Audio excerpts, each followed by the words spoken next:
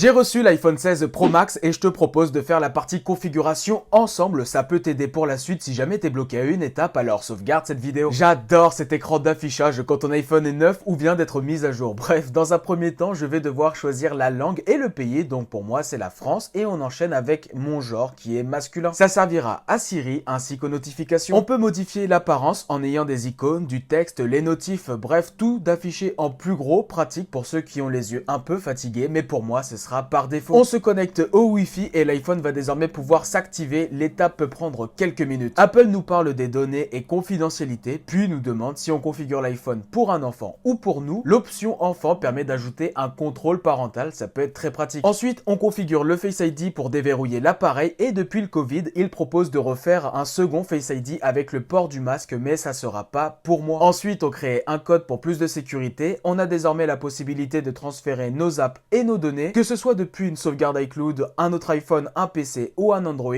Moi, à chaque nouvel iPhone, mon plaisir c'est de repartir à zéro, donc de ne rien transférer. Je dois désormais me connecter avec mon compte iCloud. Il me propose de transférer mon numéro sur mon nouveau téléphone, d'ajouter ma carte bancaire et m'explique comment fonctionne le mode silencieux. On peut après personnaliser le bouton Action situé à gauche de l'appareil à la place du vibreur et on enchaîne avec le nouveau bouton Capture. Désormais, tout est OK, on peut utiliser le téléphone et dis-moi ce que tu penses de l'iPhone 16 en commentaire.